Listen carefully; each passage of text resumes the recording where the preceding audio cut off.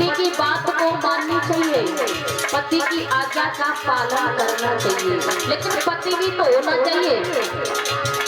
अब पत्नी कह रही है कि दारू मत पियो, वे शाम सवेरे उठ के दारू पी रहे हैं। पति को पत्नी की बात माननी चाहिए और पत्नी को पति की बात माननी चाहिए।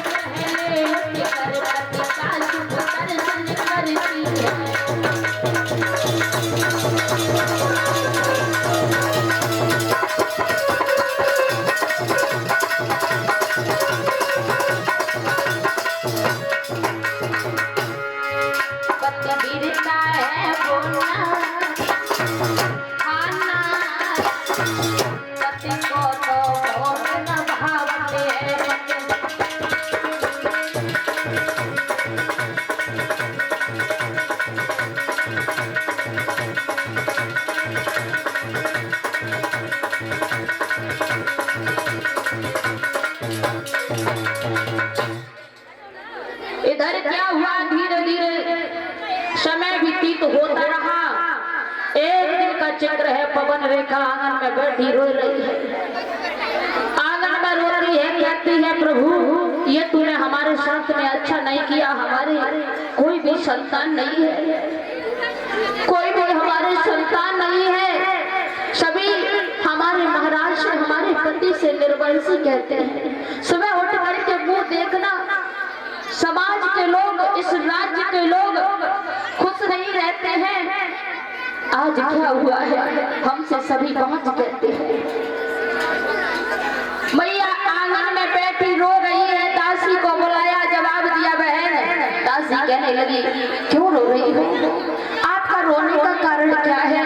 दासी का हाथ पकड़ा और जवाब दिया बहन एक काम कर, हमारे महाराज को हमारे महलों में बुला ला। और कहने लगी है दासी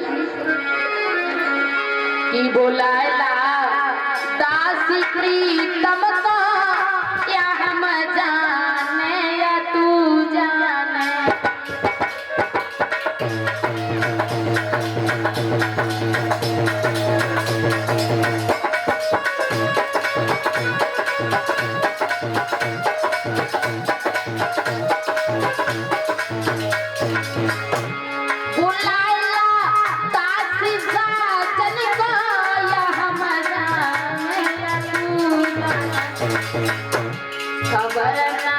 कोई मंत्री को या हम जाने या तू जाने।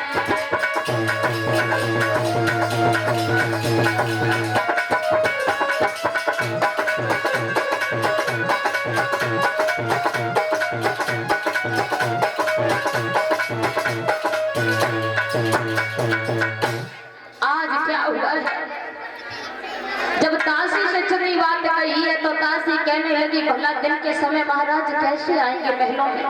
जवाब दिया केवल तू ये कह देना तुम्हारी रानी बुला रही है। जब इतनी बात कही तो दासी कहने लगी ठीक है हम जा रहे हैं।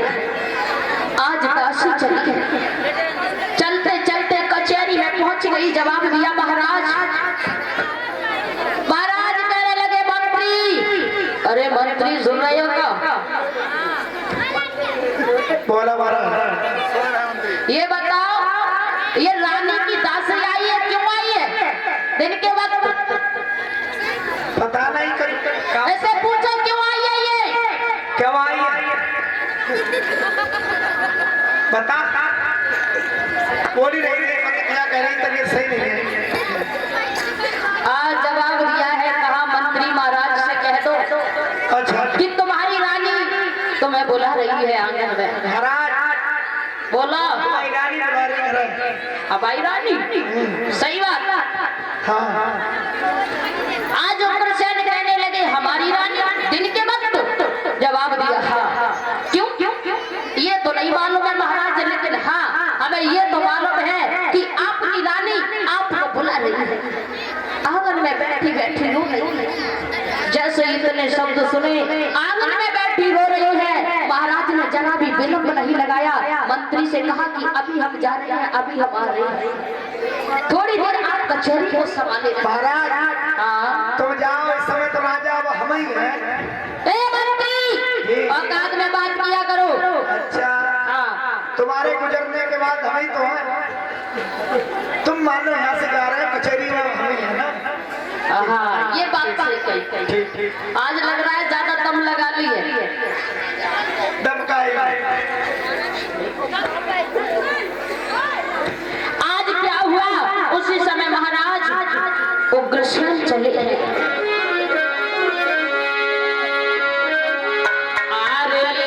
दासी संग और भूप महलन को आए हैं।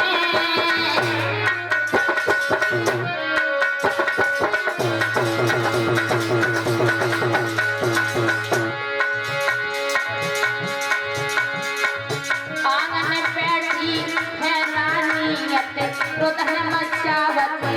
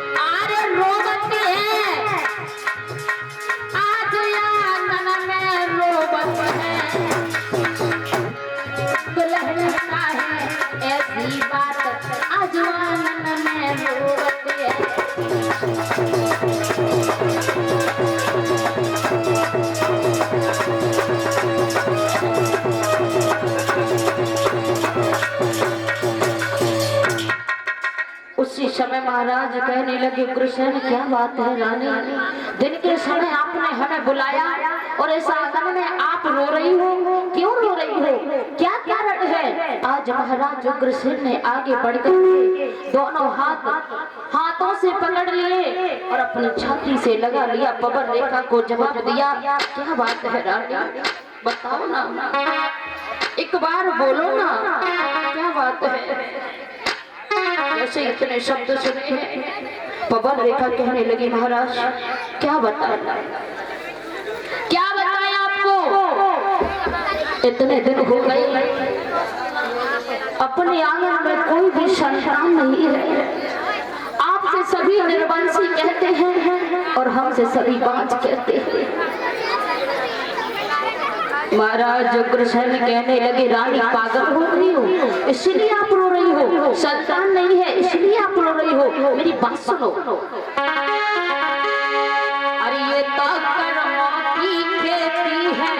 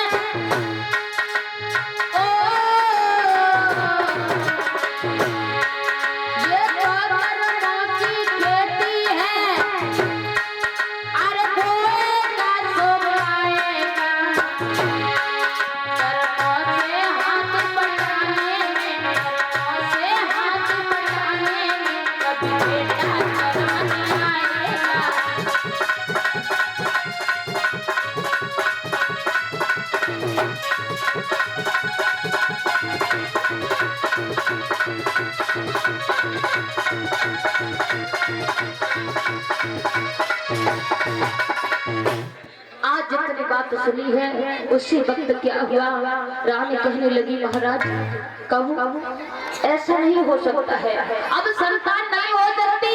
जवाब दिया पागल हो गई रानी, हमें ये लग रहा है इन महलों में तुम्हें अच्छा नहीं लगता है, इसलिए आप ऐसी बातें कर रही हो। उसी समय बोली है रानी महाराज हम एक बात कहें आपसे, हमारी बात मानोगे? महाराज उग्रसेन कहने लगे हमने तुम्हारी बात मानी कौन सी नहीं है, हम तो तुम्हारी बात मानते हैं। जवाब दिया यदि नाथ हमारी बात मानते हो तो एक बात और मान लीजिए। जवाब दिया हाँ बोलो, क्यों नहीं मानेंगे, मानने लायक होगी तो मानेंगे। जवाब दिया महाराज जो हम कहते हैं वो बात मानने लायक है, शायद आप इसमें सहमत नहीं होंगे, आप ऐसा करेंगे नहीं। जवाब दिया क्यों नहीं करेंगे, जो करने लायक होगा तो करेंगे। जवाब दिया महाराज आपसे हमारा निवेदन है, हाथ जोड़ करके महाराज जो हम कहें वो आप कर लीजिए। जवाब दिया हाँ बोलो। आज क्या बोली पवन रेखा,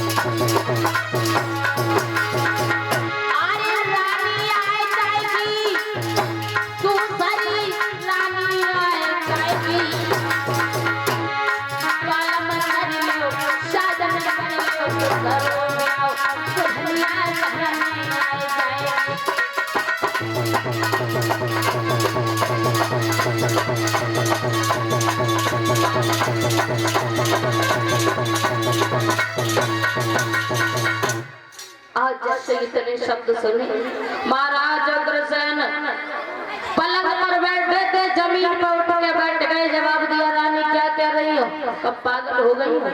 अरे तुम्हें नहीं मालूम है सौत घर में आ जाएगी क्या होगा, पागल हो गया? अरे सौत जब तुम्हारी घर में आ जाएगी तुम्हें जीने नहीं देगी, हमें भी चैन से रहने नहीं देगी, बात बात पर हुक्म बजाएगी। क्या बोले है महाराज,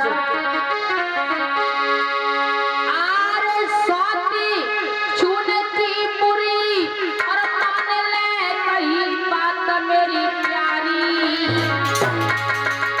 कोई आवत दिए निकारी रे सुन ले प्राणन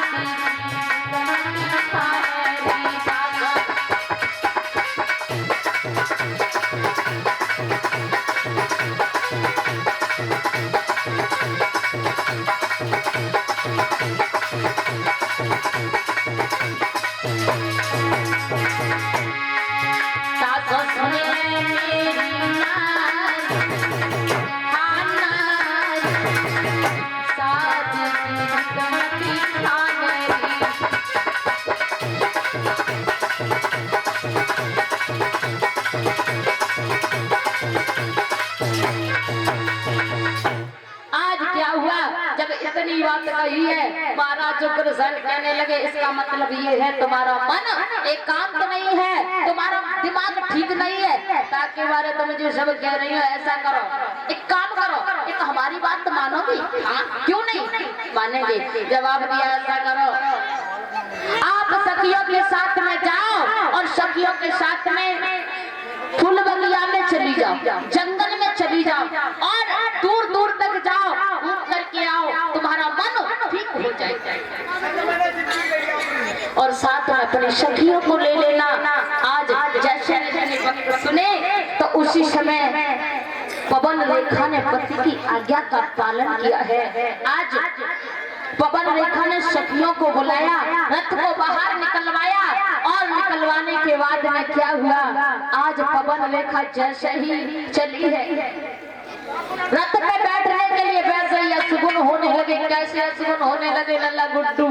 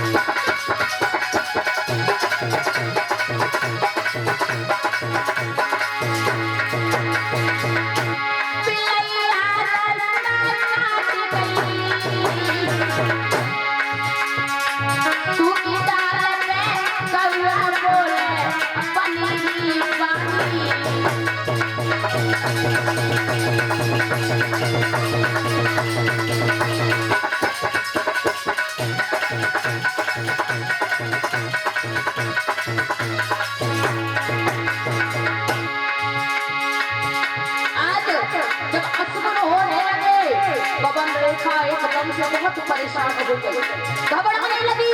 जवाब दिया आपका जाने क्या होने वाला है, लेकिन हमारे स्वामी ने कहा है कि बाहर विचलन करने के लिए जाऊं, जाएंगे हम जरूर। सखिया जी उन्होंने देखा, उसी समय क्या बोले,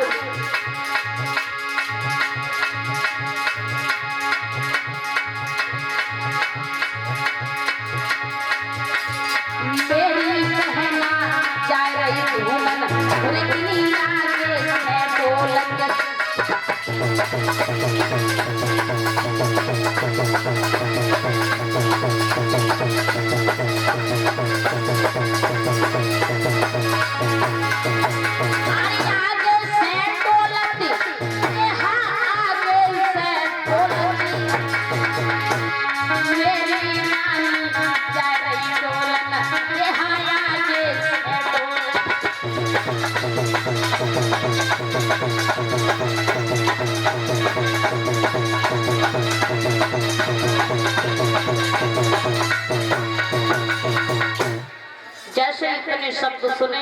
आज पवन रेखा फिर बैठी रथ में और बैठने के बाद में विचलन करने के लिए चली है और जैसे ही चली है तो क्या हुआ, माता बहनों बातचीत कम करो।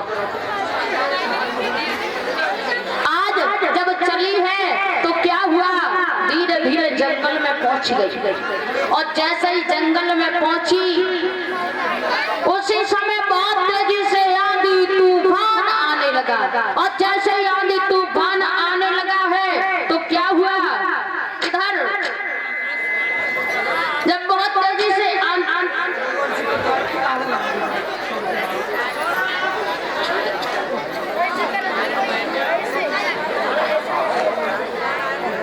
और इसी बीच में ये रघुवंशी परिवार